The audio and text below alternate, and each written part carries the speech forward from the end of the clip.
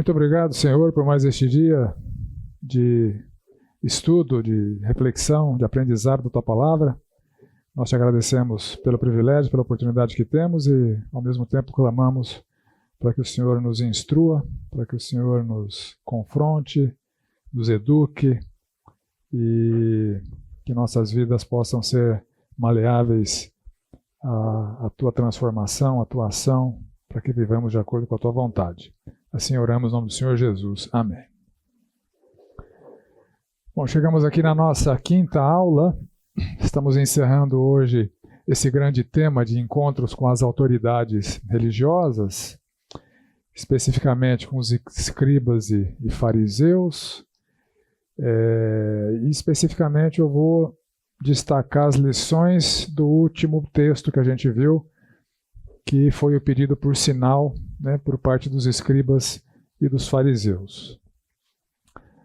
Então, lições a destacar daquele evento, né? Só lembrando, né, depois de eles presenciarem tantas coisas que o Senhor Jesus fez, né, só naquele pedacinho que a gente viu lá, curou o homem na sinagoga, curou a muitos, né?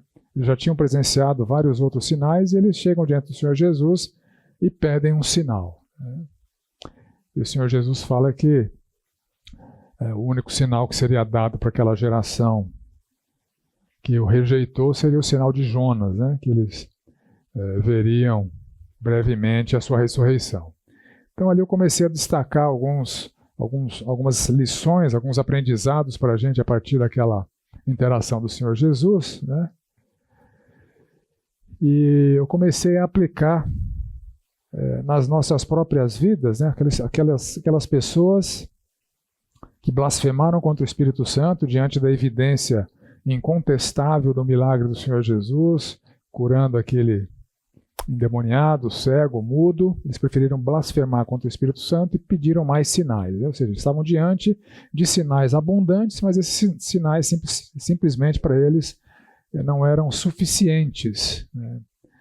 Aí eu questionei na aula passada, né, se já passou por sua mente que Deus não está fazendo bastante por você, se Deus não está fazendo bastante pela sua vida. E eventualmente a gente tem esse tipo de pensamento diante de problemas, né? Por que o Senhor não resolve essa minha dificuldade? Por que o Senhor não reverte essa minha enfermidade? Por que o Senhor não tira da minha vida esse espinho na carne, né? Perguntei se você já ficou frustrado por alguma coisa que orou e Deus não atendeu. Eu perguntei aqui, além de mim, alguém já teve oração não atendida? E a pergunta mais incisiva é, você já ficou decepcionado com Deus? Desapontado com Deus? Aí eu mencionei algumas promessas que o Senhor Jesus Cristo faz, que parece que são cheques em branco, né? E que o Senhor atenderia. Foi alguma coisa que eu falei? O ar está muito gelado ali. Se fosse, senta a sala. Então, João 14, João 15, João 16, o Senhor Jesus 3 vezes promete que se a gente pedir, Deus fará. E a gente toma isso como cheques em branco, né? E se esquece dos outros textos da palavra que qualificam nossas orações. O Senhor Jesus está falando da importância de orar, de confiar em Deus, mas não é um cheque em branco. Porque as orações têm critérios para serem atendidos. A gente viu isso na vida de Paulo, né? Eu cheguei a ler 2 Coríntios aqui. Paulo pediu por 3 vezes para o Senhor remover o seu espinho na carne. A gente não sabe exatamente o que é, mas era um mensageiro de Satanás, né? Que o esbofeteava, que o humilhava. E o Senhor não atendeu. E com aquilo, Paulo entendeu que Deus estava querendo dar para ele uma lição de humildade, né? 3 vezes roguei ao Senhor que o tirasse, mas ele me disse, minha graça é suficiente para você. O meu poder se aperfeiçoa na fraqueza. Ou seja, meu poder vai ser evidente na sua vida quando você for fraco. na sua fraqueza.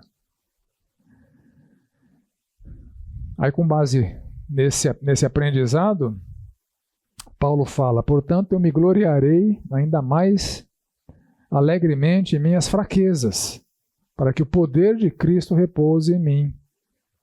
Por isso, por amor de Cristo, regozijo-me nas fraquezas, nos insultos, nas necessidades, nas perseguições, nas angústias.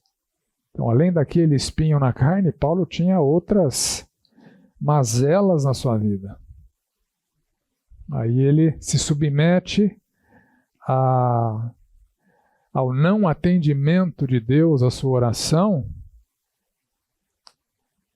e afirma o seguinte: quando eu sou fraco, é que eu sou forte. Então Deus quer me dar uma lição de humildade aprendida, o espinho na carne vai permanecer. Então cuidado com expectativas, né? Eu costumo dizer que só se desaponta quem tem expectativas. E você só se desaponta com Deus se você tem expectativas erradas em relação às promessas de Deus, em relação à forma como Deus age na sua vida. Historicamente, várias pessoas cristãs foram chamadas para serem mártires, cerradas ao meio, assassinadas em várias situações, né?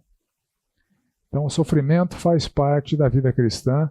Cristianismo não é um cheque em branco com garantia de livramento amplo, total e irrestrito dos problemas das nossas vidas. Nós precisamos, como Paulo, aprender a confiar e depender de Deus diante dos problemas, diante da enfermidade, que poderá não ser curada. Quem aqui vai morrer? A gente vai morrer de alguma coisa, né?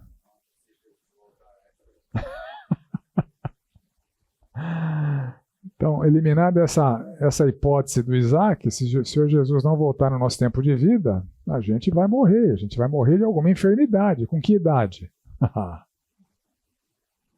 Uns morrem crianças, outros morrem na adolescência, outros morrem na vida adulta. A morte faz parte da vida, né? Então não há garantias de livramento amplo, total e irrestrito, né? Então quem tem essa expectativa é uma expectativa equivocada. Quem promete isso para os fiéis de Deus é um mentiroso. Cuidado. Segunda lição a destacar: a severidade de Deus é proporcional à luz recebida.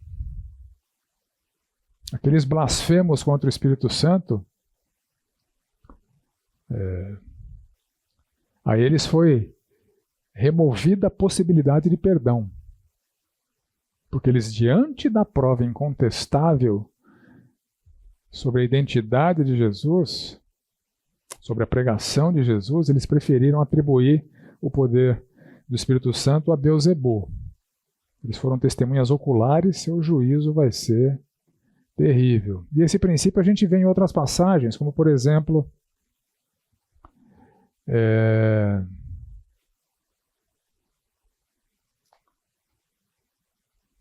Lucas 12, 47. O ensinamento do Senhor Jesus. O Senhor Jesus ensina justamente esse princípio. Aquele servo, porém, 2 servos desobedeceram, um na ignorância e o outro sabendo que não deveria ter feito aquilo. Aquele servo, pois, que conheceu a vontade do seu Senhor e não se aprontou, nem fez segundo a sua vontade, será punido com muitos açoites. Aquele, porém, que não soube a vontade do seu Senhor e fez coisas dignas de reprovação, será punido com poucos açoites. Mas será punido, porque fez coisa errada. Então, um tinha um esclarecimento maior, um conhecimento maior, o juízo foi maior, e o que tinha um conhecimento menor também foi punido, mas com menos rigor, né? Quando o Tiago fala para sua audiência, e à luz do que Tiago fala, devia ter muita gente querendo ensinar na igreja, né? Um monte de gente queria ser mestre na igreja, uma igreja de mestres, né? E Tiago fala o seguinte: meus irmãos, não vos torneis muito de vós mestres, sabendo que havemos de receber maior juízo. Você quer ensinar? Pensa duas vezes, né? Você vai receber maior juízo. Eu vou receber maior juízo, rigor para mim e para os outros mestres da igreja, para os outros pastores da igreja, vai ser maior. Até a disciplina de líder da igreja é mais rigorosa. Você já reparou isso na palavra de Deus? A disciplina bíblica que o Senhor Jesus estabeleceu em Mateus 18, se teu irmão pecar, você repreende, se ele se converter, ganhou o irmão, se ele não se converter, testemunha, repreende, né? Os 3 passos, né?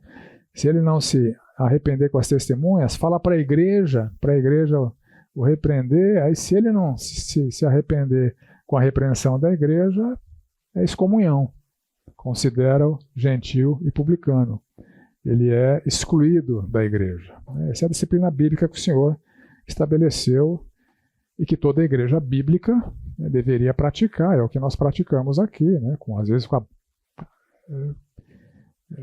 a boca amarga, porque nunca é agradável, né? E às vezes, muitas vezes, o processo não chega no 3º passo de dizer para a igreja, que a pessoa se arrepende no meio do caminho, graças a Deus por isso, mas eventualmente chega no 3º passo de dizer para a igreja. Agora, quem é líder nessa igreja, pastores e presbíteros, tem algum presbítero aqui? Tem ex-presbítero, ex-presbítero voltou para Mateus 18. Presbítero, a prescrição está em 1 Timóteo 5. Não aceites denúncia contra presbítero, senão exclusivamente sob o testemunho de 2 ou 3 testemunhas. Ou seja, avalia bem qualquer denúncia que for feita contra um presbítero. Tem que ter testemunhas. Quanto aos que vivem no pecado, repreende-os na presença de todos. Não tem 1º passo, não tem 2º passo. É na presença de todos já. Então é o rigor disciplinar de Deus, né? Quando o Senhor Jesus se dirige às cidades da Galileia, que foram palco de muitos dos seus milagres, entretanto a incredulidade era muito grande, ele fala o seguinte, Mateus 11. Ai de ti, Corazim, ai de ti, Betsaida.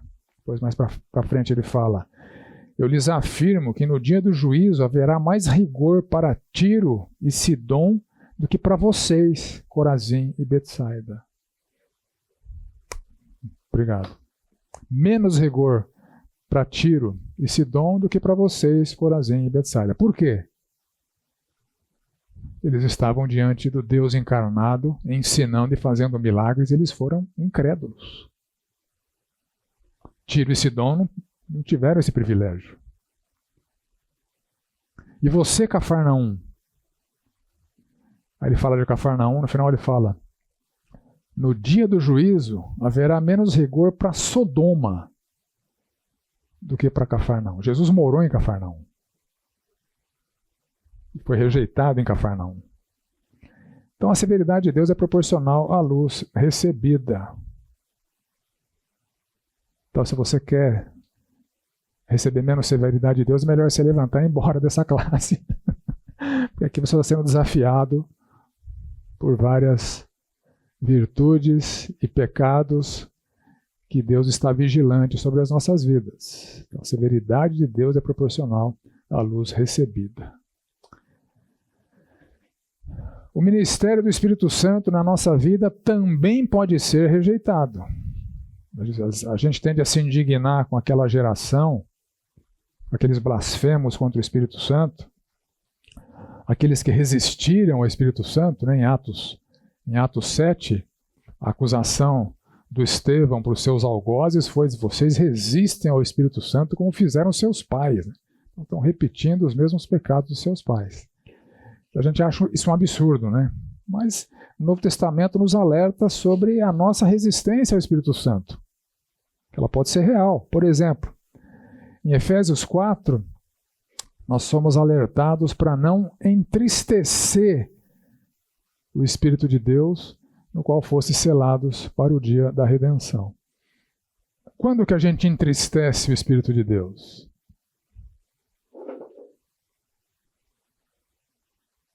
Algum palpite? Quando a gente peca, quando o Espírito Santo fala para a gente, não vai por aí, você vai por ali, porque o Espírito Santo está nos iluminando continuamente, está nos instruindo continuamente. Ele habita em nós. Nós precisamos ser sensíveis à sua voz. Então, sempre que a gente demonstra alguma insensibilidade à voz do Espírito Santo, nós estamos entristecendo o Espírito Santo, que é o melhor para nós, que está habitando em nós para o nosso bem, para nos guiar, para nos orientar, para nos iluminar, e a gente pode entristecer. E o alerta aqui, não façam isso, não entristeçam o Espírito Santo. Ele selou vocês para o dia da redenção, ele habita em vocês, ouça a sua voz. Essa rejeição ao Espírito, de eventual, ela pode ser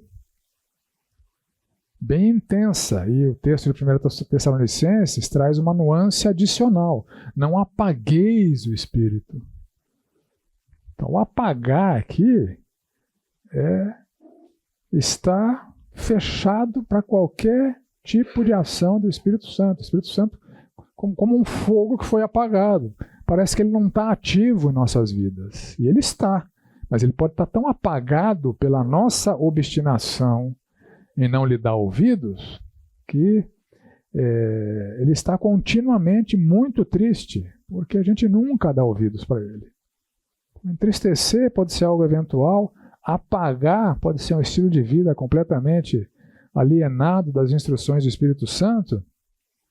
E o texto de Hebreus ainda acrescenta uma gravidade adicional. Ele fala de ultrajar, de ofender o Espírito de Deus. Se vivermos deliberadamente em pecado, depois de termos recebido pleno conhecimento da verdade, já não resta sacrifício pelos pecados. Pelo contrário, certa expectação horrível de juízo e fogo vingador, prestes a consumir os adversários, sem misericórdia, morre pelo depoimento de 2 ou 3 testemunhas quem tiver rejeitado a lei de Moisés, e quanto mais severo o castigo julgais vós, será considerado digno aquele que calcou aos pés do Filho de Deus, profanou o sangue da aliança com o qual foi santificado e ultrajou o Espírito da graça. Aí você pode falar, mas ele está falando aqui para pagão. Não está não, olha só. Nós conhecemos aquele que disse, a mim pertence a vingança, eu retribuirei. E outra vez, o Senhor julgará o seu povo. É o povo de Deus. Horrível coisa é cair nas mãos do Deus vivo. É um texto que nos remete ao temor, porque a gente pode, além de entristecer, de apagar, ofender, ultrajar. Quando eu vivo deliberadamente num pecado, eu sei que é pecado, mas eu quero aquele pecado. Não estou nem aí para o que Deus quer, porque o Espírito Santo fala para mim. Não estou nem aí para o fato de Jesus Cristo ter morrido na cruz por aquele pecado. Eu quero aquele pecado. Isso é uma ofensa grave ao Espírito Santo. Então, pontos de atenção para a nossa relação com o Espírito Santo. Ok? Alguém tem alguma contribuição? Isso tem um retorno, né? Pode ter um retorno. Faz essa situação de apagar, mas pode retornar ao se... Sempre há retorno. Muito bem colocado, né? Os únicos que não tiveram retorno foram aqueles que blasfemaram contra o Espírito Santo de Deus, que foram testemunhas oculares das majestades do Senhor Jesus Cristo. Para nós que somos filhos de Deus, não tem buraco tão fundo que Deus não possa nos retirar. Mas às vezes para sair dói. É disso que o texto está falando, né? Para sair do buraco vai doer. Você vai ser ralado na parede, você vai bater cabeça na pedra.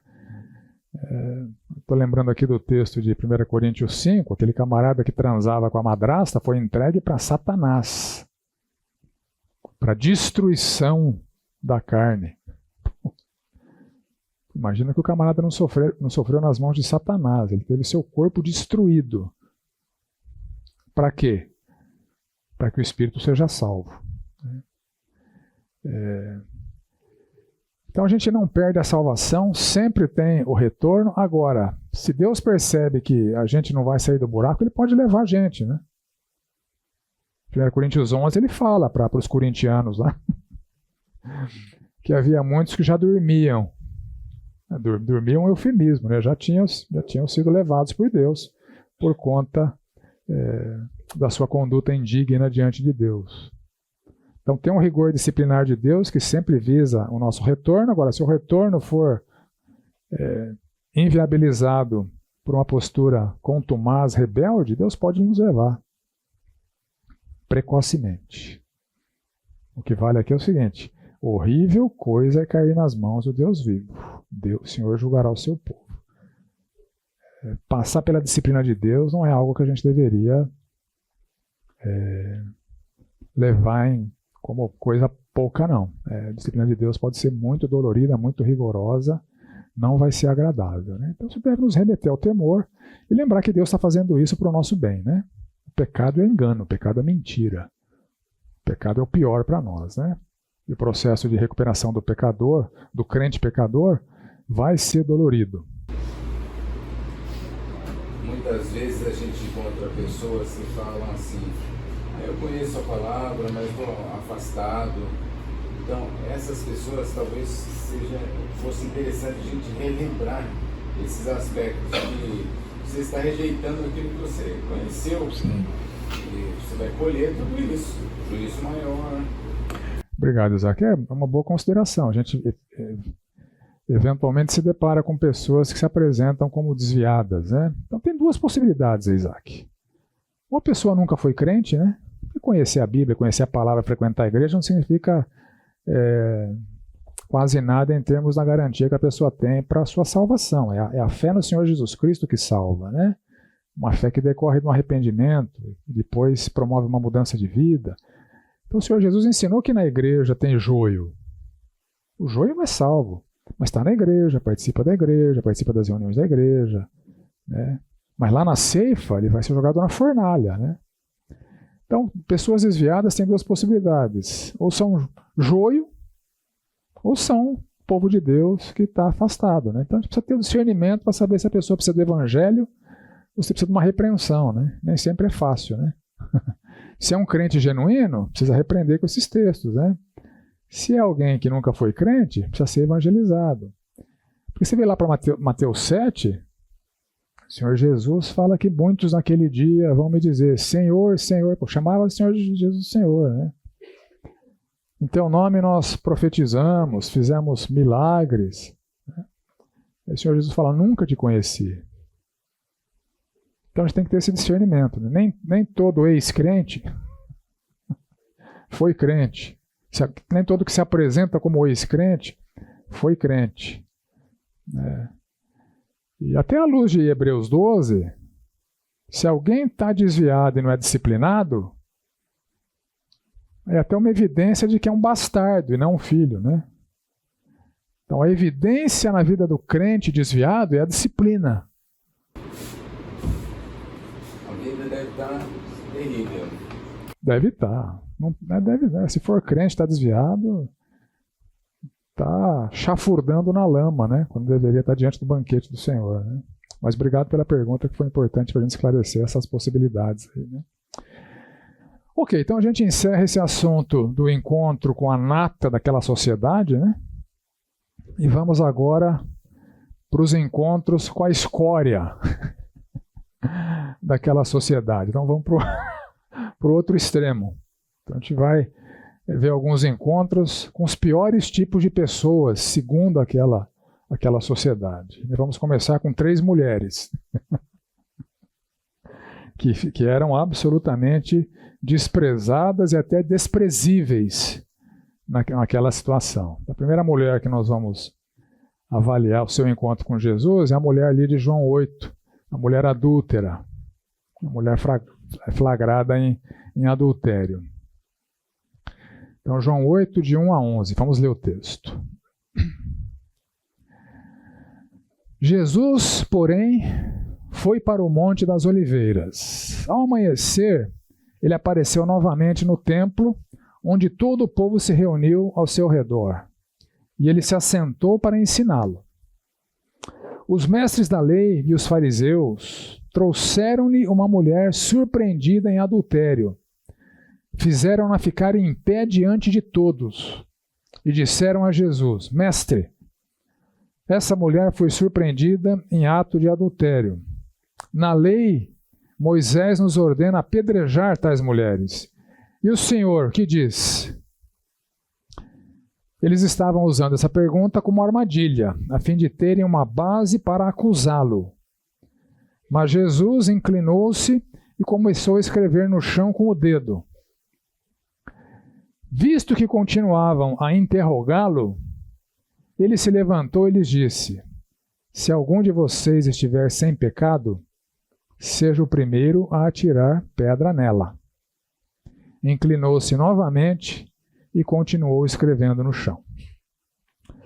Os que o ouviram foram saindo, um de cada vez. Começando com os mais velhos, Jesus ficou só com a mulher em pé diante dele. Então Jesus pôs-se de pé e perguntou-lhe: Mulher, onde estão eles? Ninguém a condenou? Ninguém, Senhor, disse ela. Declarou-lhe Jesus: Eu também não a condeno. Agora vá e abandone a sua vida de pecado. Ou vai e não peques mais, né? Como trazem outras traduções. Bom, essa é a mulher adúltera. Então o Senhor estava ali no Monte das Oliveiras e dali, bem cedinho, né? Na minha tradução aqui está de madrugada, né? Logo bem cedinho, ele voltou novamente para o templo. Então, Jesus tinha essa rotina, parecia que tinha essa rotina quando estava em Jerusalém. Ele ficava acampado no Monte das Oliveiras. Olha só Lucas 21. Jesus passava o dia ensinando no templo e ao entardecer saía para passar a noite no monte chamado das Oliveiras. E todo o povo ia de manhã cedo ouvi-lo no templo. Então essa cena aqui, né? Passava o dia ensinando no templo, final da tarde ele ia acampar lá no Monte das Oliveiras. Ele não tinha casa em Jerusalém, né? Jesus morava na Galileia, uma boa parte da sua vida ele morou em Cafarnaum da Galileia, né? E quando ele descia para Jerusalém para ensinar, ele tinha essa rotina, e é isso aqui, essa rotina que o texto de João está inserido. Então ele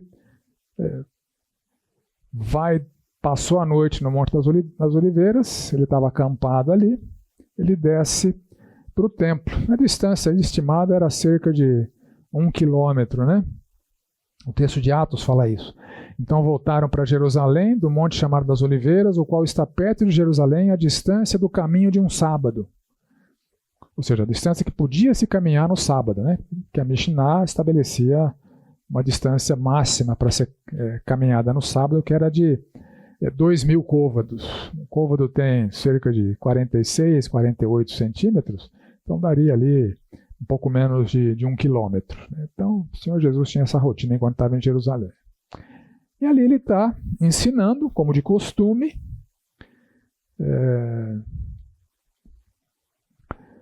Tinha muita gente com ele, todo o povo ia ter com ele. E, assentado, ele os ensinava. Aí chega aí os mestres da lei e os fariseus. Outras traduções trazem os escribas e os fariseus, trazem à sua presença essa mulher. Então os mestres da lei, os fariseus, os escribas, eles conheciam essa rotina do Senhor Jesus Cristo. Então sabiam que o Senhor Jesus, estando em Jerusalém, estaria de manhã cedo no templo lá, ensinando o povo. Então eles trouxeram essa mulher surpreendida em adultério. Ela foi flagrada em adultério, né? Alguém pegou ela fazendo sexo com outro homem, provavelmente ou possivelmente ela era casada e o outro homem também era casado, ou um dos dois era casado, enfim, era uma relação ilícita, adúltera. Aí colocaram ela de pé no meio de todos, né? Imagina a cena, o Senhor Jesus com uma audiência no templo, eles entram com a mulher e colocam ela de pé na frente de todo mundo. É um ato que trouxe muita humilhação para ela, né? Quem a conhecia, né, Para ela foi vergonhoso, e depois daquele evento, todo mundo que cruzasse com ela ia saber, aquela é aquela mulher à toa lá, né, que estava cometendo adultério, foi flagrada, né? Então essa humilhação seguramente ficou na vida dessa mulher para o resto da sua vida. Agora é interessante, nos versos 3, 4 e 6, ela foi surpreendida em adultério, né?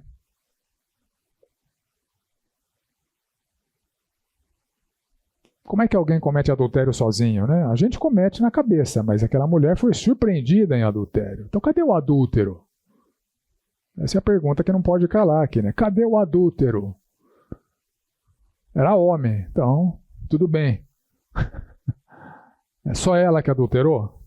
Então, a incoerência dele já começa aí, né? Que justiça que eles estão querendo fazer punindo só uma das partes? Então, eles não tinham nenhum zelo pela lei, né? A agenda ali era outra. Ela foi surpreendida em adultério e a lei estabelecia pena de morte para ambos. Deuteronômio, capítulo 22, fala o seguinte: se um homem for surpreendido deitado com a mulher de outro, é o que aconteceu ali, ela foi surpreendida, né, na cama, deitada com outro homem, os dois terão que morrer, o homem e a mulher com que se deitou. Eliminem o mal do meio de Israel. Se numa cidade um homem se encontrar com uma jovem prometida em casamento e se deitar com ela, levem os dois à porta daquela cidade e apedrejem-nos até a morte. Então eles queriam apedrejar somente a adúltera e não o adúltero.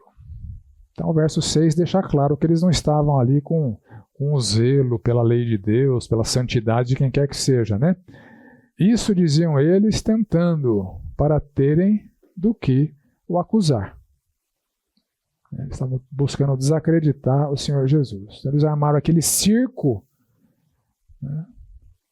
Aquela coitada lá humilhada diante de todo mundo, e eles querendo pegar Jesus na curva.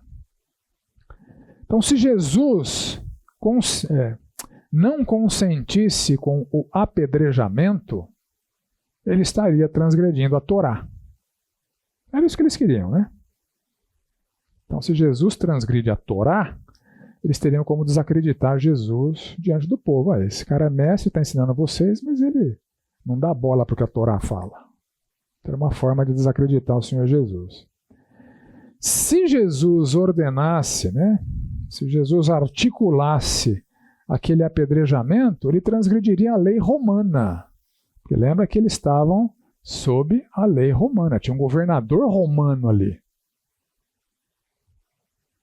na região da Judéia e da Samaria. E na época que o Senhor Jesus morreu, os governadores romanos eram Pilatos. Lá na Galiléia, o governador romano era o Herodes. Então Roma estava representada ali, a legislação era romana. Eles tinham que se submeter à lei romana. E pela lei romana, somente um governante romano poderia condenar alguém à morte. Então eles pensaram que estavam colocando o Senhor Jesus ali, não se correr o bicho pega, se ficar o bicho come, né?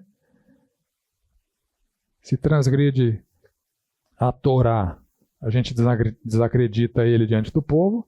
Se ele articula um apedrejamento, a gente denuncia ele para as autoridades romanas.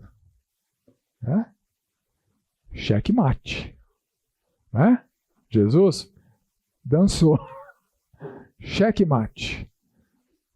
E eles devem ter apresentado aquilo para o Senhor Jesus querendo uma resposta rápida. E aí, o que a gente faz? O que a gente faz? O Senhor Jesus simplesmente ignora. Tirou um zap da mão. Para quem não joga truco, depois você pergunta para o Isaac o que é o zap, tá? A reação inicial do Senhor Jesus foi ignorá-los. Ignorar aquele circo montado. O texto fala que o Senhor Jesus se agachou e escrevia no chão com o dedo. Ele esperava uma resposta direta, imediata. O Senhor Jesus ignorou, ficou em silêncio.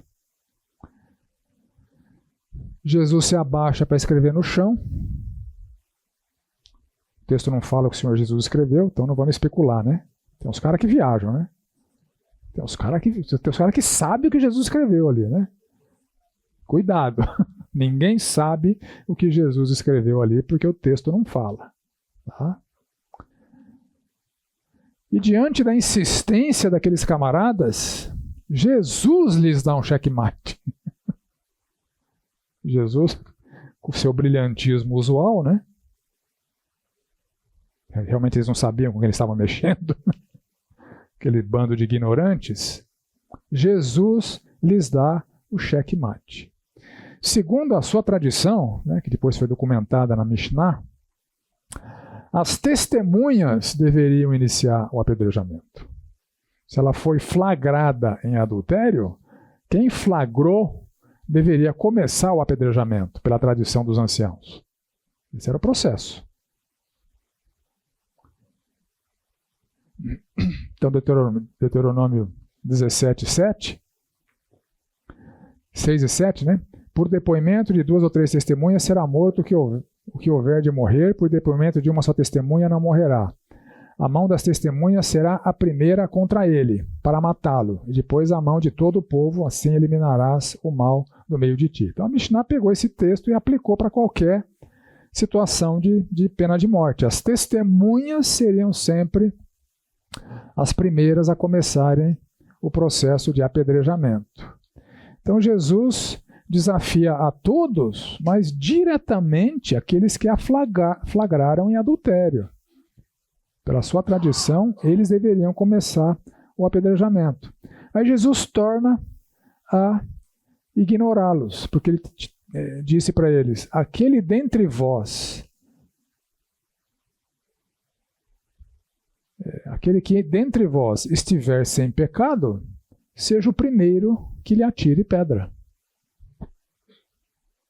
E voltou a escrever no chão. E deixou a bomba, a batata quente no colo dos caras, né? Aí o que acontece? Deve-se ter estabelecido um silêncio sepulcral ali, né? Os caras que estavam querendo uma resposta do Senhor Jesus, diante do que o Senhor Jesus fala, começaram a se entreolhar. Acusados pela própria consciência, o Senhor Jesus conhecia todos eles ali, né? Poderia até dizer o pecado de cada um deles.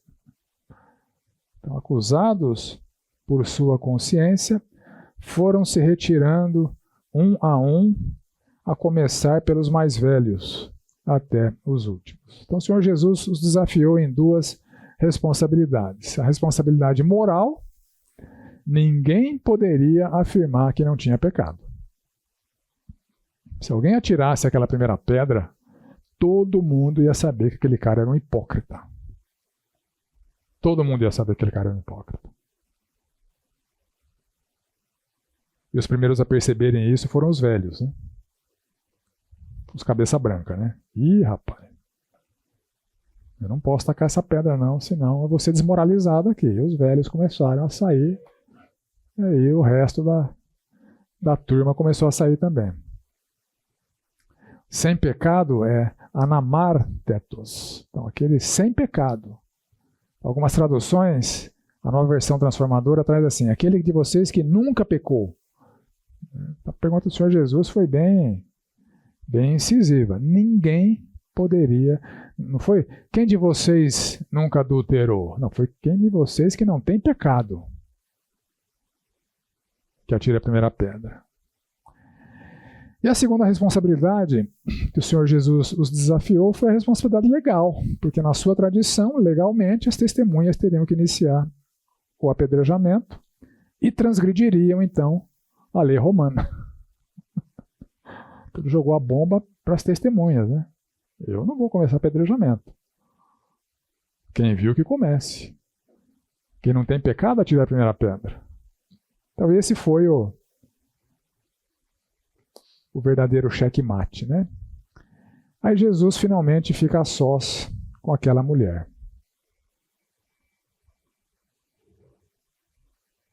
E depois do café a gente discorre sobre esse momento a sós com a mulher.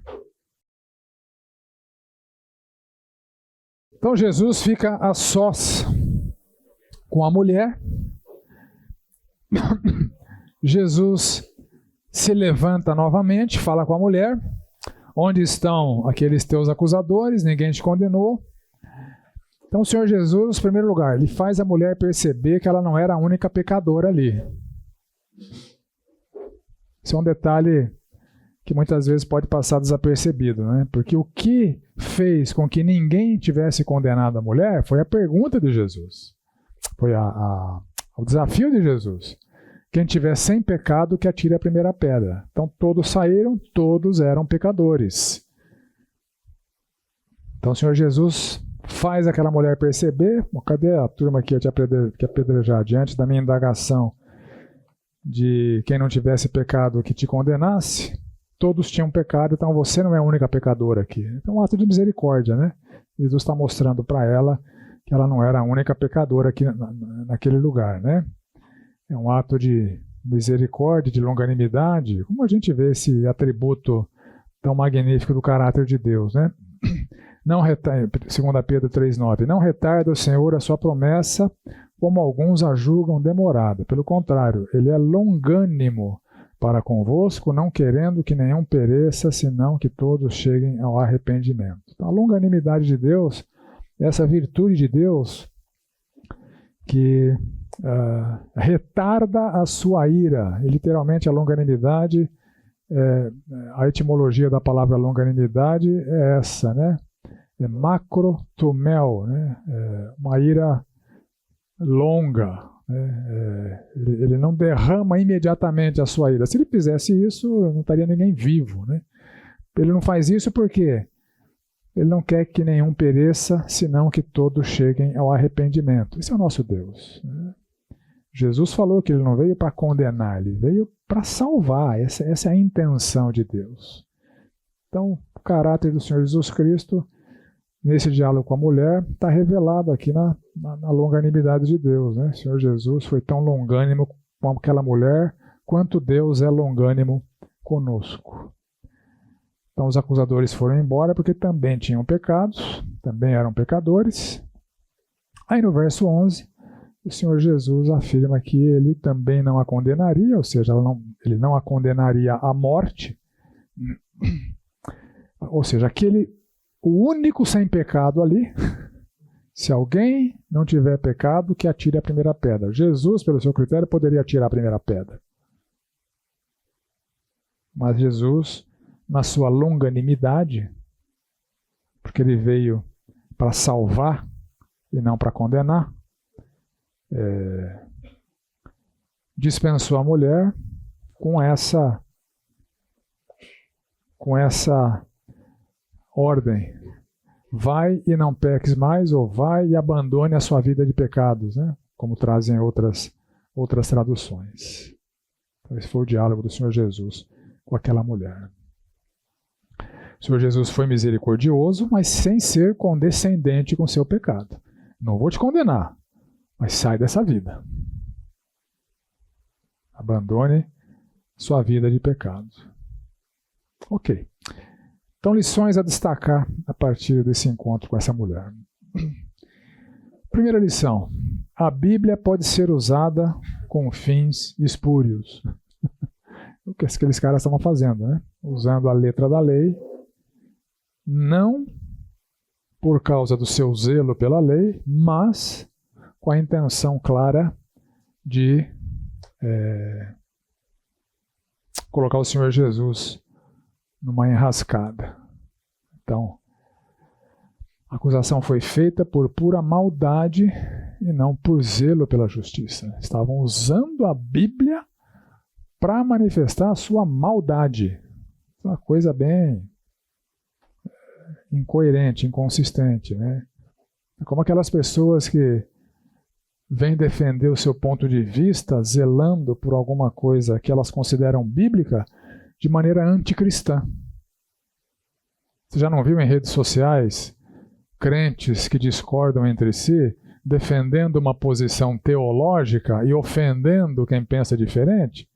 Pô, como é que você pode argumentar teologicamente de maneira anticristã? Certa vez alguém me mandou um vídeo do Silas Malafaia. Eu gosto de dar nomes, né? Porque é público. Não é uma maledicência, é um fato, né? O Silas Malafaia, certa vez pregando para a sua igreja,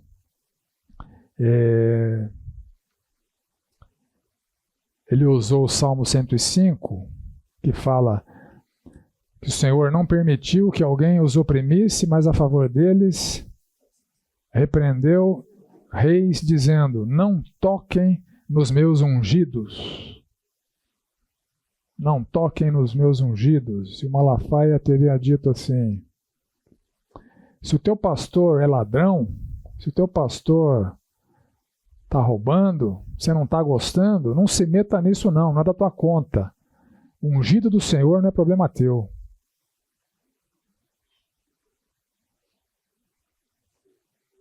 Misericórdia, né?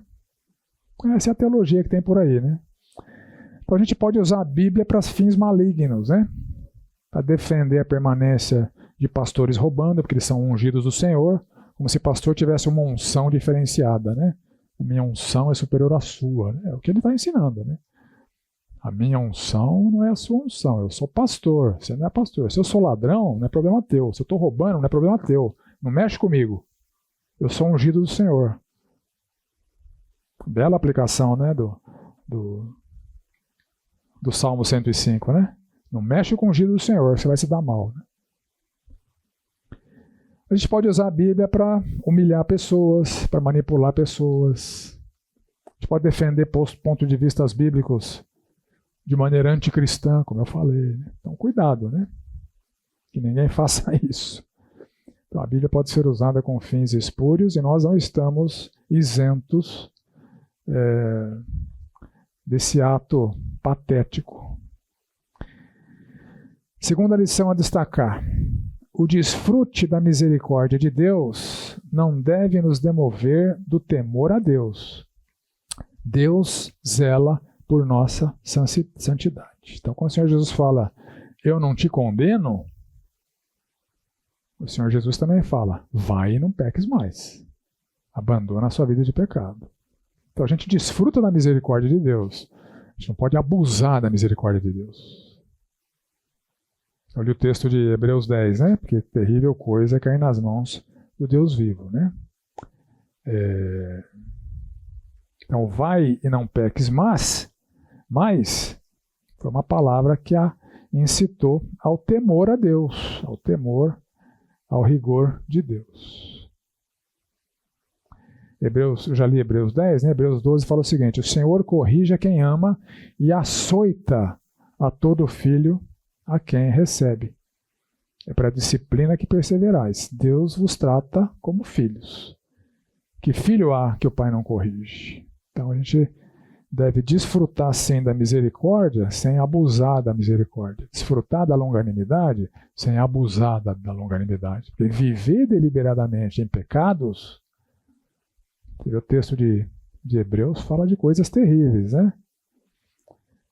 Expectativa de juízo e fogo vingador. É a mesma linguagem usada para condenação de ímpio.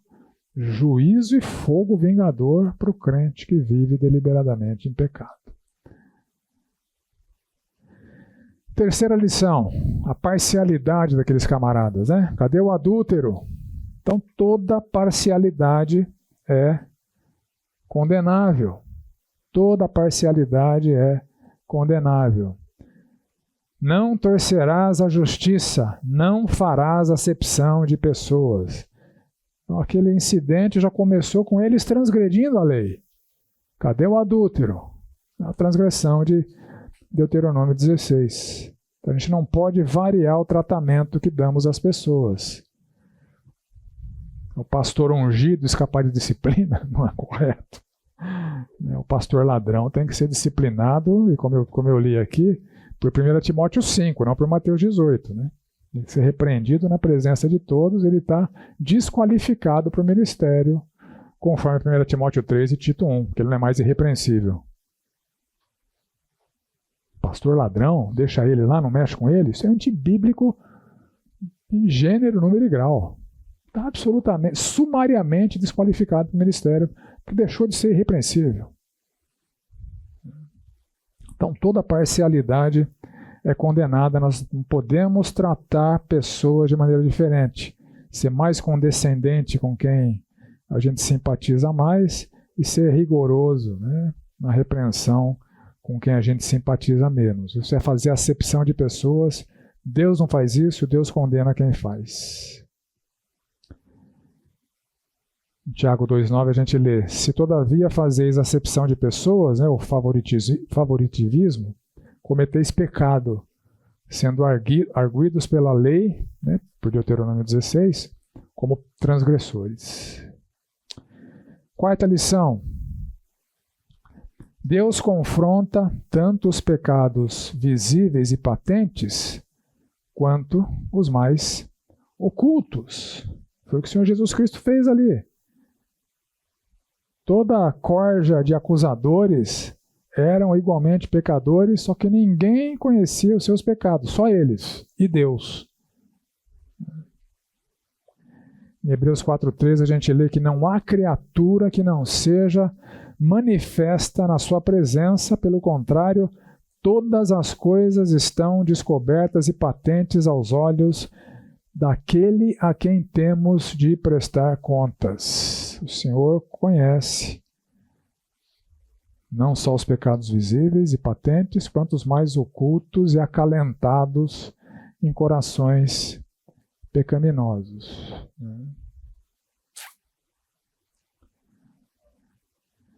Quinta lição: a confrontação de pecados alheios é de fato uma responsabilidade da igreja, mas precisa visar a restauração e não a humilhação. A igreja é um instrumento de Deus para zelar pela nossa santidade. Tanto é que o Senhor Jesus estabeleceu, prescreveu a disciplina bíblica em Mateus 18 e para presbíteros em 1 Timóteo 5. Então Deus deseja um povo de fato santo, que vive em santidade. Então nós temos a responsabilidade de nos exortar mutuamente. Tem gente que eventualmente é repreendida e fala: minha vida não é problema teu. Que não seria se você não fosse um membro da igreja. Se você é membro da igreja, você presta contas para toda a igreja pela vida que você leva. Você não quer isso? Não seja membro da igreja. Fique fora da igreja. Tá? Então é dar conta, sim. Então é minha responsabilidade, a sua responsabilidade. Se você... Eu ia usar eu como exemplo, né? Se você... Eu ia me usar como exemplo para falar de Mateus 18. Então eu posso me usar como exemplo para falar de 1 Timóteo 5, né? Se eu for surpreendido, né, numa prática pecaminosa, minha repreensão é pública. Né? Se o Fernando souber de um pecado na vida do Isaac, o Isaac foi do colegiado, né, já esteve debaixo de 1 Timóteo 5, mas agora ele está livre de 1 Timóteo 5, ele está debaixo de Mateus 18 só, né? Então você o repreende. A gente vai ver como, né? Você o repreende. Se ele se arrepender, ganhou seu irmão. Se ele não se arrepender, aí você dá os passos subsequentes de Mateus 18, né? Mas o texto de Gálatas 1, como é que é essa repreensão? Irmãos, se alguém for surpreendido em alguma falta, vós que sois espirituais, corrigiu com espírito de brandura e guarda-te para que não sejas também tentado. Então a repreensão tem uma forma cristã. A repreensão nunca pode ser anticristã. A forma de repreender alguém que está em pecado tem que ser cristã. A responsabilidade de repreender alguém que está em pecado é da igreja. Nós zelamos pela santidade uns dos outros, segundo Mateus 18. Em sexto lugar, a pergunta: por que pecados sexuais geralmente são considerados piores que os outros? Não são? Ah, o cara traiu a mulher. Ou a mulher traiu o marido. Que horror. Bom, se a gente entender o adultério, em primeiro lugar, como o Senhor Jesus Cristo ensinou, né? Que olhar para uma mulher com intenção impura já é adultério. Então, quem não tem pecado, que atire a primeira pedra. Mas existe essa tendência da gente considerar pecados sexuais mais absurdos. A avareza. A Bíblia equipara a avareza a que pecado? Idolatria. E por que em geral as pessoas são condescendentes com a sua própria avareza? Adultério é uma traição ao cônjuge. Isso é triste. E quem faz fofoca e maledicência? É uma traição a todos que aquela pessoa fala mal. Então, os pecados têm, todos eles, uma alta severidade. O pecado sexual, ele pode ser mais humilhante para a pessoa, né? Mas isso não diminui os outros pecados. Os pecados têm a mesma severidade. Fofoca e maledicência é uma traição tanto quanto adultério.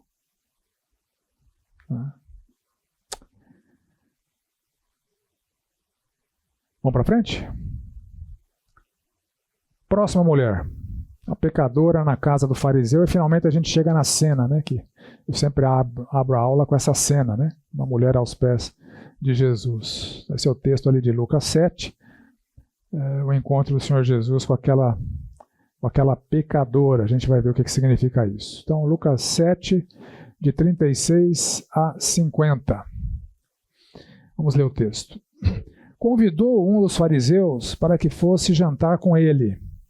Jesus, entrando na casa do fariseu, tomou lugar à mesa. E eis que uma mulher da cidade, pecadora, sabendo que ele estava à mesa na casa do fariseu, levou um vaso de alabastro com unguento. E estando por detrás, aos seus pés, chorando, regava-os com suas lágrimas e os enxugava com os próprios cabelos. E beijava-lhe os pés e os ungia com um unguento.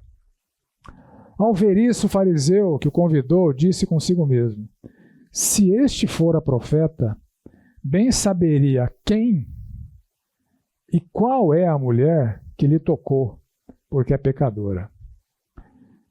Dirigiu-se Jesus ao fariseu e lhe disse: Simão, uma coisa tenho a dizer-te. E ele respondeu: dize-a, mestre. Certo credor tinha 2 devedores. Um lhe devia 500 denários e o outro 50. Não tendo nenhum dos dois com que pagar, perdoou-lhes a ambos. Qual deles, portanto, o amará mais? Respondeu-lhe Simão: suponho que aquele a quem mais perdoou. Replicou-lhe Jesus: julgaste bem. E voltando-se para a mulher, disse a Simão: vês essa mulher? Entrei em tua casa e não me deste água para os pés. Esta, porém, regou meus pés com lágrimas e o enxugou com seus cabelos. Não me deste um ósculo. Ela, entretanto, desde que entrei, não cessa de me beijar os pés. Não me ungiste a cabeça com óleo, mas esta com bálsamo ungiu os meus pés. Por isso te digo, perdoados lhe são os seus muitos pecados, porque ela muito amou. Mas aquele a quem pouco se perdoa, pouco ama. Então disse a mulher: perdoados são os teus pecados. Os que estavam com ele à mesa começaram a dizer entre si: quem é este que até perdoa pecados? Mas Jesus disse à mulher: a tua fé te salvou. Vai-te em paz. Então nós estamos aqui diante de uma cena relativamente rara, né? Incomum. Havia muita hostilidade entre Jesus e os fariseus, mas esse fariseu, chamado Simão, chama Jesus para jantar. O jantar também era um teste. Não foi um ato de hospitalidade, um ato de amor. Foi também um teste, né? Mas a gente vai ver isso na sequência. Então Jesus toma lugar à mesa, junto com outros convidados, né? O texto fala no verso 49 que havia outros convidados na mesa, né? Então Jesus toma o seu lugar à mesa. Aí uma prostituta se aproxima. Por que eu acho, né, eu creio que era uma prostituta? Pela reação do próprio fariseu, né? Se fosse profeta, bem saberia quem e que tipo de mulher é essa. Né? Não era uma pecadora em termos genéricos. Né? Esse tipo de mulher, e ele não percebeu que é uma prostituta que está tocando ele. Se fosse uma mulher não prostituta, o fariseu não ficaria tão mentalmente indignado. Né? Mas ela se infiltra ali. Ela não foi convidada. Cara de pau. Está lá um jantar na casa de um fariseu, alguém importante. A mulher entra lá sem ser convidada e vai ungir os pés de Jesus. Um ato ousado. Então ela levou um frasco de perfume. Naquela época, naquela sociedade, esses perfumes eram bem valiosos.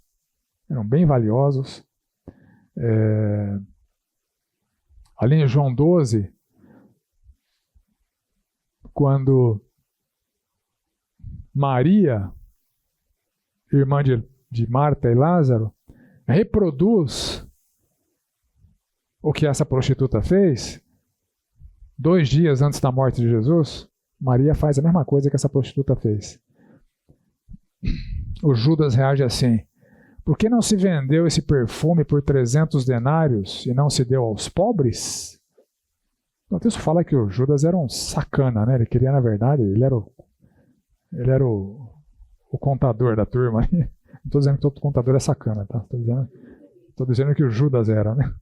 Ele cuidava da bolsa ali e ele afanava dinheiro. O texto fala, ele afanava dinheiro. Então ele não estava interessado nos pobres, ele estava interessado nele mesmo, né? Mas nos dá um parâmetro para avaliar o preço, né, daquela substância. Né? Ali, o Judas falou que venderia aquilo por 300 denários. É difícil converter para a nossa moeda denário, né? Mas o denário era, em geral, pagamento por um dia de trabalho. Quem trabalhava por dia ganhava um denário por dia, né? Assim, a grosso modo, né? Obviamente tinha trabalhadores que ganhavam mais, mas na média, assim, o povo ganhava um denário por dia para trabalhar, né? Então, 1 denário por dia, 300 denários, é quase 1 ano de salário. Hoje, um pedreiro, um pintor, né? Uma faxineira, ganha o quê? R$300 por dia? Então, faça as contas e vê que multiplica por 300 é um valor substancial, não era pouca coisa, né? Era bastante coisa. Então, o que ela gastou literalmente em Jesus ali era precioso. Diferente do óleo que era usado para ungir a cabeça, que era um óleo baratinho, né? Que nem isso o Simão fez por Jesus, né? A mulher usou um unguento extremamente valioso, não um óleo, um azeite convencional que era usado para essa finalidade, né? Então ela, em prantos, lavou os pés de Jesus. E por esse texto a gente pode fazer uma ideia do quanto aquela mulher chorava, né? Não era um chorinho que escorria uma lágrima, né? Foram lágrimas suficientes para lavar os pés de Jesus. Não sei se você já chorou tanto assim, espero que não, né? Que nem venha a chorar. Mas aquela mulher estava num choro doído, desesperado, né? De extrema dor emocional. Eram muitas lágrimas, né? E ela lavou os pés de Jesus com as suas lágrimas e enxugou com os seus cabelos. Lembra que Jesus não tinha lavado os pés. Porque o Simão não deu água para Jesus lavar os pés. E lá não tinha as estradas, as trilhas, elas eram empoeiradas. Os pés se sujavam. Por isso que havia esse hábito social de oferecer água para os visitantes se lavarem, porque eles chegavam sujos. O Senhor Jesus estava ali sujo, com os pés fedidos, empoeirados. Você começa a imaginar essa cena, pé suado, né? Com poeira grudada, pé não lavado, e a mulher está lá, lavando os pés de Jesus, com as suas lágrimas, limpando os pés de Jesus com seus cabelos, para depois aplicar um unguento nos pés de Jesus. Esse é um ato que significa muita coisa, né? Quando alguém está aos pés de alguém, é uma postura de extrema auto-humilhação, né? Ela está comunicando, eu não sou digna de estar diante de Jesus. Por isso que eu estou aqui aos seus pés, né? Aplicando algo precioso nos seus pés. Porque esse é o tamanho da minha situação, da minha indignidade diante de Jesus. Então ela beijou e ungiu com perfume os pés de Jesus, né? Como eu disse, a Maria reproduziu isso 2 dias antes da morte de Jesus. No caso de Maria, em João 11:3, fala que ela mandou a mensagem dizendo Senhor. O Senhor era dado só a Deus, né? Então, Maria, no caso, fez uma adoração, uma submissão a Deus. Um reconhecimento de quem Jesus era, né? Era Jesus. Agora, essa mulher pecadora, ela tinha a mesma noção? A gente vai ver no texto que a noção dela estava mais em torno do seu arrependimento, né? Então, ela estando diante de Jesus, ali, se humilhando como ela de fato estava, a gente pode ver que seguramente ela sabia que os seus pecados eram uma afronta para Jesus, né? Deixa eu ver aqui o texto de João 11, só para confirmar uma coisa aqui.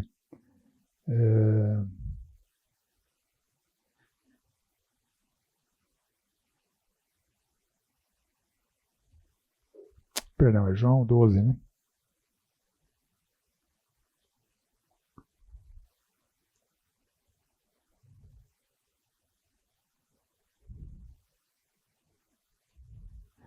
Seis dias antes da Páscoa, foi Jesus para Betânia, onde estava Lázaro, a quem ele ressuscitara dentre os mortos. Deram-lhe, pois, ali uma ceia. Marta servia, sendo Lázaro um dos que estavam com ele à mesa. Então Maria, tomando uma libra de bálsamo, de nardo puro, muito precioso, ungiu os pés de Jesus, enxugou com seus cabelos e encheu-se a casa com o perfume. Mas Judas Iscariotes, um dos seus discípulos, que estava para traí-lo, disse: por que não se vendeu esse perfume por 300 denários e não se deu aos pobres? Isto disse não porque tivesse cuidado dos pobres, mas porque era ladrão e, tendo a bolsa, tirava do que nela se lançava. Jesus, entretanto, disse: deixa que ela guarde isso para o dia que me embalsamarem, porque os pobres sempre o tendes convosco, mas a mim nem sempre o tendes. Aqui eu não vejo a Maria chamando Jesus de Senhor, né? Mas no capítulo 11, versículo 3, as duas irmãs mandam uma mensagem para Jesus: Senhor, aquele a quem tu amas está doente.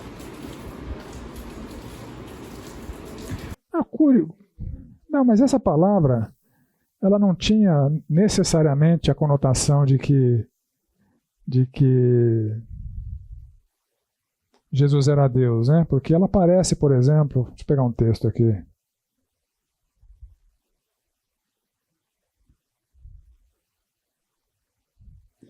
Ninguém pode servir a 2 senhores. É a mesma palavra, é curious. Não tem a conotação de divindade necessariamente. Tá? Era Senhor. Era um tratamento respeitoso. Mas Maria sabia que Jesus era Deus, né? Mas a gente não sabe disso por essa palavra em si, porque a palavra, em termos léxicos, não traz necessariamente essa conotação, porque era uma palavra usual para se referir a senhores, né? Uma palavra respeitosa, tá? Mas o ato dessa prostituta ficou tão famoso que a Maria quis reproduzir lá 2 dias antes do Senhor Jesus morrer, né? Quem me chama? Oi. Quem conhecia o senhorio de Jesus era Marta, né? Maria, né? Marta servia, né? Ela disse que Jesus, o seu irmão vai ressuscitar. Marta respondeu, eu sei que ele vai ressuscitar.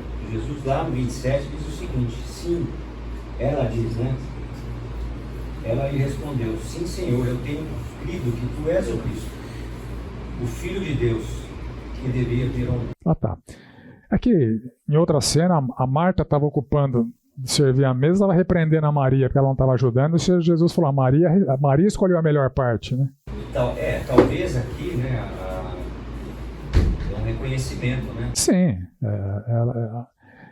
Jesus era amigo deles, né? De Marta, Maria, de Lázaro, né? Então, seguramente eles sabiam quem Jesus era, de fato, né? Mas a Marta estava sempre, até na boa intenção de servir Jesus, ela se ocupava do serviço e a Maria ficava junto com Jesus, e Jesus valorizou a atitude da Maria, né? E não da Marta, né? Esse é aquele contexto que diz, ainda não tinha ressuscitado Lázaro, e aí ele dá uma, deixa no ar, assim, você crê que eu vou ressuscitar o Lázaro? E ela responde isso aí. Mas ela responde porque ela está falando Da ressurreição ressurreição futura, né? que vai ressuscitar. E aí ele fala, eu sou a ressurreição e a vida, aquele que crê em mim, ainda que morra, viverá. Quem vive e crê em mim não morrerá eternamente. Você crê nisso? Ela responde, sim, eu creio nisso aí. E creio que o Senhor é Cristo e é o Filho de Deus. Já cria. Não, declaração forte, sem dúvida, uma declaração forte, né? Uma declaração forte. Só que na hora de honrar Jesus, né, ela estava preocupada em servir as mesas, né? E a Maria foi elogiada justamente por a sua ânsia de estar com Jesus, mesmo que o serviço da casa fique para trás, né? Mas vamos entender a atitude da prostituta aqui. Então a prostituta aqui, em primeiro lugar, foi um ato de extrema ousadia. Ela era odiada e hostilizada pelos fariseus. Então, ela enfrentou o ódio e a hostilidade para, com toda a cara de pau, entrar na casa do fariseu e honrar Jesus. Ela foi disposta ao risco e humilhação para honrar Jesus. E ela se humilhou diante de Jesus e dos presentes. Ela não disse nada para Jesus. Ela fez um ato de auto-humilhação aos pés sujos, fétidos de Jesus, chorando e enxugando com seus cabelos. Quem tem mulher sabe quanta mulher zela por seu cabelo, né? Então Claudinei não conseguiria fazer isso, né, Claudinei? Vladimir, desculpa não concordar com o que você está colocando, mas me parece que quando você coloca dessa forma, você está falando que a obra está levando a salvação. Não, imagina, não falei nada disso. Não, só vou fazer um desenrolar. Porque o que acontece? A palavra fala que o arrependimento vem através da ação do Espírito Santo. E quando ela recebe o perdão do Senhor, ela está recebendo o perdão do Senhor por causa de um arrependimento. Não seria mais correto pensar nessa mulher sendo utilizada ou pelo Espírito Santo para que a realeza do Senhor e a autoridade do Senhor em dar o perdão fosse evidenciada entre aquelas pessoas? Não, tudo que você falou eu concordo, mas com que você não concorda do que eu falei? Isso eu não entendi. Porque você está falando que ela foi uma ousadia dela, mas se ela está sendo utilizada pelo Espírito Santo, se ela está sendo um instrumento do Senhor e levada ao arrependimento através da ação do Espírito, Quando eu digo foi uma ousadia dela, só pelo contexto. Ela é uma mulher prostituta, hostilizada pelos fariseus, que entra na casa de um fariseu, correndo o risco de ser humilhada e hostilizada, e vai ungir os pés de Jesus. Não é ousado isso? Só isso que eu estou dizendo. Não estou dando nenhuma conotação espiritual para a atitude dela. Estou dizendo que o que ela fez é ousado. Não estou falando que ela não estou defendendo salvação por obras aqui. Estou defendendo que ela se humilhou com ousadia para honrar Jesus. Você discorda disso? Aqui Tiago fala que fé sem obras... Não, mas eu acho que quer dizer o seguinte, ela se humilhou porque ela creu. Ela entendeu que ele era... Mas eu não falei nada além disso. Ela entrou na casa de quem era hostil a ela com ousadia para honrar Jesus. Foi só isso que eu falei. Não estou defendendo salvação por obras aqui. De maneira nenhuma, não é isso que eu creio. Ela teve um ato ousado. Não, é só que poderia ser interpretado, né? Não, acho que não. Foi cara de pau, ela entrou, ela teve ousadia. Ela não foi convidada, é cara de pau. Provavelmente a conversão dela aconteceu antes. O arrependimento dela. Sem dúvida, sem dúvida. Talvez a confusão aqui esteja o timing, né? Não, Depois ela foi perdoada, ela foi perdoada, por isso ela fez isso. não, acho que tá havendo alguma confusão por parte do Pierre de coisa que eu teria dito de valorizar a salvação por obras. Cara, tô longe disso, não passei nem perto disso. Não passei nem perto disso. Então, efetivamente, estou dizendo que não tem do que você discordar de mim. Só estou citando um fato. Ela foi ousada, audaciosa e se humilhou diante de Jesus. Isso é um fato. O versículo 50 mata a questão, né? A sua fé te salvou. Isso, exatamente. Essa é a afirmação do Senhor Jesus Cristo, né? E o que ela fez foi um ato de fé. A gente vai explorar o que ela fez. É o que o texto diz. Ela sabia quem era ele. Exatamente. Ela agiu a casa sem ser convidada. Exatamente. Sua fé ela foi curada. Em relação a isso. Então, antes de ungir os pés fétidos e empoeirados do Senhor, ela limpou com lágrimas e cabelo, se humilhando. Foi ousada, entrar num ambiente hostil a ela, que ela não foi convidada, e se humilhou diante do Senhor Jesus Cristo. Então, ela perfumava e beijava os pés de Jesus. Então, seu choro demonstra tristeza extrema e arrependimento genuíno. O pecado deve nos levar à tristeza. Ela estava triste, porque tinha muito pecado. Exatamente, e serão consolados, né?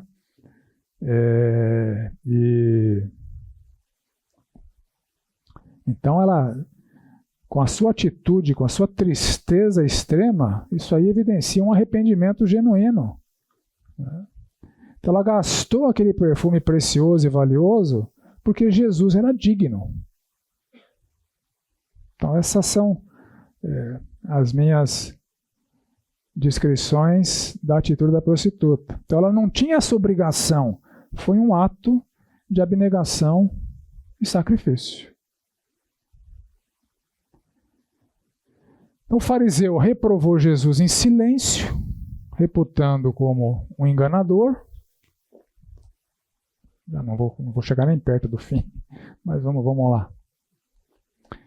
Esse fato sugere que o convite não passava de um teste. Porque o Senhor Jesus não foi bem-vindo ali. Quando alguém recebia bem alguém, recebia com beijo, oferecia água para lavar os pés, oferecia óleo para ungir os cabelos. Por mais estranho que isso possa parecer para a gente, né? Imagina pegar um litro de galho e desperrar na cabeça, né? Mas era costume, né? Era costume na época. Galo azeite, né? Então, ele não foi bem-vindo. Ele não recebeu água, não recebeu beijo, não recebeu o azeite. Ele vai falar isso pro cara depois, né? Era um teste.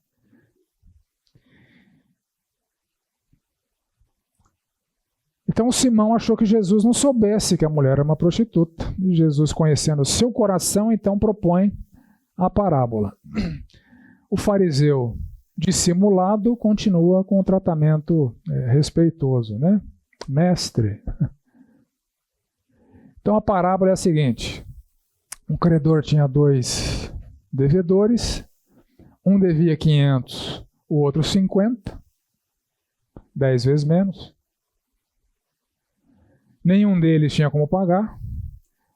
O credor perdoou os 2 e Jesus pergunta para o Simão: qual deles amará mais o Senhor, né? Não o credor, né? É o credor, né? Resposta dos fariseus: penso que é aquele a quem mais perdoou. E a avaliação de Jesus: você julgou bem. E na semana que vem a gente vai então comparar a atitude do Simão com a atitude da prostituta, que foi o que o Senhor Jesus Cristo fez, e vamos chegar no desfecho da história e tirar lições para as nossas vidas. Tá bom? Obrigado pela atenção, foi bom ter com vocês comigo aqui, ótimo domingo a todos, vamos encerrar com uma oração. Obrigado, Senhor, por mais essa possibilidade que tivemos de, a partir desses textos, ver o Senhor falando aos nossos corações e quero crer que apontando para cada um de nós aquilo que o Senhor tem para nos ensinar, para nos advertir, para nos confrontar e até para nos elogiar pelo que estamos fazendo e agindo diante do Senhor. Que o Senhor continue a nos abençoar com o desfrute da Tua presença em nossas vidas, que tenhamos uma semana abençoada na dependência do Senhor e na honra que o Senhor merece de cada um de nós. Assim oramos em nome do Senhor Jesus. Amém.